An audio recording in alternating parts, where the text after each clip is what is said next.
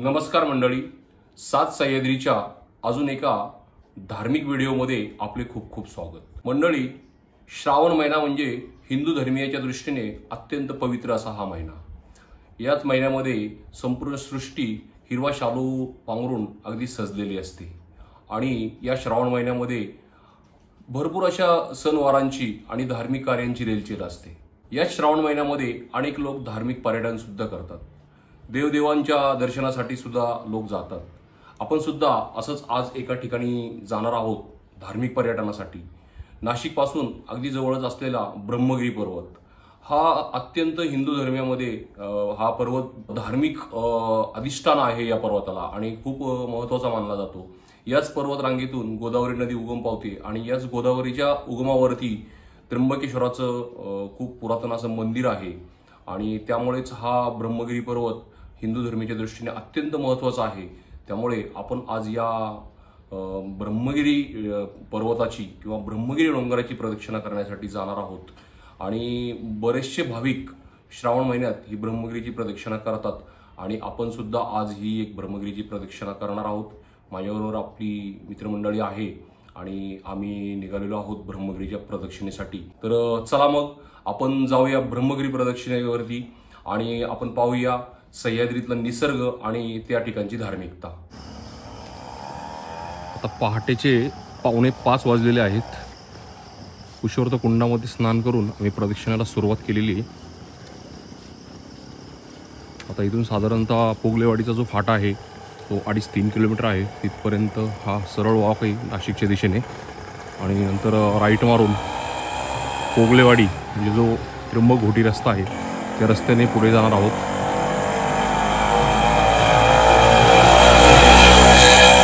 माझे फ्रेंड्स पुढे निघालेले आहेत। आम्ही टोटल 7 जण आहोत या फेरीसाठी आज। ब्रह्मगिरी प्रदक्षिणेची सुरुवात ही कुशवर्त कुंडामध्ये स्नान करून होते। आम्ही सुद्धा भल्या पहाटे कुशवर्त कुंडामध्ये स्नान करून या ब्रह्मगिरी प्रदक्षिणेची सुरुवात केलेली आहे। कुशावर्त कुंडामध्ये स्नान करून प्रदक्षिणेला सुरुवात केल्यानंतर नाशिककडे जाणाऱ्या रोडलगत त्र्यंबकेश्वरपासून अगदी 2 किलोमीटर अंतरावर रस्त्याच्या डाव्या बाजूला प्रयाग तीर्थ आहे। प्रदक्षिणेच्या वाटेवरती अशी अनेक तीर्थे आहेत, त्यापैकी हे एक।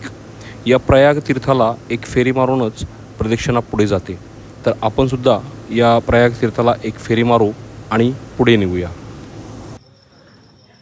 नाशिक त्र्यंबक रोडने पुढे चालत आल्यानंतर अगदी प्रयाग तीर्थाच्या समोरच उजवीकडे एक डांबरी रस्ता जातो। हा रस्ता म्हणजे त्र्यंबक घोटी रोड। हा रस्ता जिथून सुरू होतो तो आहे पेगलवाडी फाटा। पहाटेचे 5:30 वाजून गेलेले आहेत। संपूर्ण पेगलवाडी अगदी साखर झोपेत आहे, मात्र आम्ही निघालो भल्या पहाटे थोडेसे पुण्य कमवायला। या संपूर्ण रस्त्यावर आम्ही आता फक्त 7 जणच चालतोय। अंधार सरून एक शांत आणि निसर्गरम्य सकाळ झालेली आहे।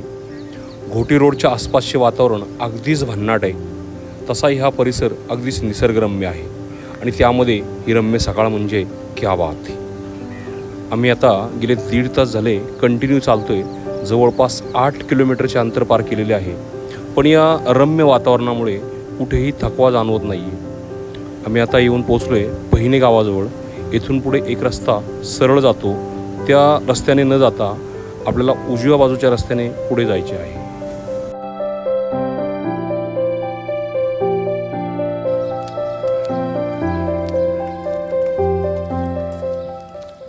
धाडोशी गावच्या थोडे पुढे आल्यानंतर मुख्य रस्ता सोडून उजवीकडे कच्च्या रस्त्याने पुढे आल्यानंतर आपल्याला ब्रह्मगिरीचा असा हा भन्नाट व्ह्यू पाहायला मिळतो। तिथून पुढे काही अंतरावर खिंडीत पायऱ्या चढून वर आल्यानंतर अहिल्या गौतम ऋषीचे मंदिर आहे। येथे सर्वजण थोडे विश्रांती घेतात। साधारणपणे प्रदक्षिणेचा हा अर्धा टप्पा आहे। स्वाभाविकपणे आपल्या या परिक्रमेची अर्धी वाटचाल पूर्ण झालेली आहे। पुढची उर्वरित वाटचाल भंडारदुर्ग किल्ल्याच्या बाजूने पुढे जात अगदी निसर्गरम्य होणार आहे। तर चला मग निसर्गाचा आनंद घेत घेत या परिक्रमा मार्गाचे अध्यात्मसुद्धा समजून घेऊया। संत ज्ञानेश्वर महाराजांचे मोठे बंधू संत निवृत्तीनाथ महाराज, ज्यांची समाधी ही त्र्यंबकेश्वर येथे आहे, हे एकदा ब्रह्मगिरी परिक्रमेसाठी गेले असता दरम्यान त्यांना नवनाथापैकी एक असलेल्या गहिनीनाथांचा अनुग्रह झाला व त्यावेळी भागवत धर्माची स्थापना झाली, म्हणून त्यावेळेसपासून सुरू झालेली ही परिक्रमा आज तागायत सुरू आहे आणि लोक अगदी भक्तिभावाने दरवर्षी श्रावण महिन्यात तिसऱ्या सोमवारी ही परिक्रमा करतात। मात्र काही भाविक पौष किंवा माघ महिन्यात सुद्धा ही परिक्रमा करतात। महिना मला कन्फर्म नाही आहे, मात्र श्रावण महिन्याव्यतिरिक्त सुद्धा ही परिक्रमा करतात। मला अजूनही आठवते, माझ्या आईने मी 6वीला असतेवेळी माझ्या छोट्या भावाला कडेवर घेऊन ही परिक्रमा केली होती। जेव्हा जेव्हा नाशिकचा विषय निघतो तेव्हा तेव्हा माझी आई या परिक्रमेबद्दलच्या आठवणी अगदी मग्न होऊन सांगते। तेव्हापासूनच मला सुद्धा या परिक्रमेबद्दल प्रचंड आकर्षण होते आणि माझी ती इच्छा आता म्हणजे चक्क 40 वर्षानंतर पूर्ण होते। 40 वर्षापूर्वीची परिस्थिती आणि आजची यात जमीन आसमानचा फरक पडलेला आहे। स्वाभाविकपणे आईच्या त्या आठवणी खूपच वेगळ्या होत्या। आता आपली 80% परिक्रमा पूर्ण झालेली आहे। आपण आता जव्हार रोडला येऊन मिळालेलो आहे।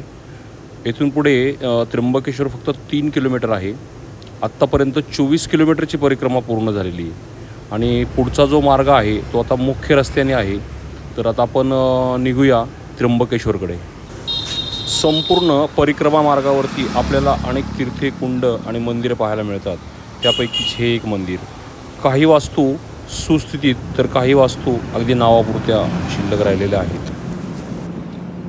ही परिक्रमा म्हणजे भक्ती आणि निसर्गाचा सुरेख संगम आहे आणि याच भक्तिमय वातावरणात आणि निसर्गाच्या सानिध्यात आम्ही एकूण 27 किलोमीटरची ही परिक्रमा पूर्ण करून फायनली दुपारी 12 वाजता त्र्यंबकेश्वर येथे पोहोचलेलो आहोत। सकाळी 5 वाजता सुरू झालेली ही परिक्रमा आम्ही सुरुवातीला ताशी 8 किलोमीटरच्या वेगाने सुरू केली, पण शेवटी आमचा वेग इतका मंदावला की शेवटचे 2 किलोमीटर तर आमचे पाय उचलणेसुद्धा कठीण झाले होते।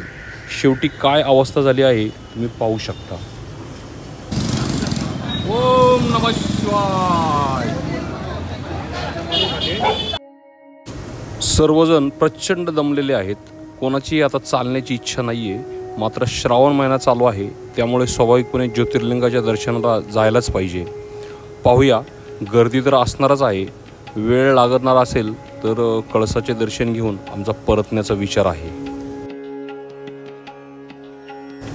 दर्शन मंडपात जाऊन पाहिले तर साधारणपणे 5 ते 7 तास लागतील, इतकी प्रचंड मोठी रांग आहे। त्यामुळे आम्ही कळसाचे दर्शन घेऊन मुख्य मंदिराच्या शेजारीच असलेल्या जुने महादेव मंदिरात दर्शन घेणार आहे। हे मंदिरसुद्धा खूपच सुबक आणि आकर्षक आहे। शेवटी आमचे उद्दिष्ट हे परिक्रमा होते, त्यामुळे परिक्रमा अगदी मस्त झाली। त्यामुळे सर्वजण अगदी खुश आहेत। आता आम्ही परतीच्या मार्गाला म्हणजे पुण्याच्या दिशेने रवाना होणार आहोत।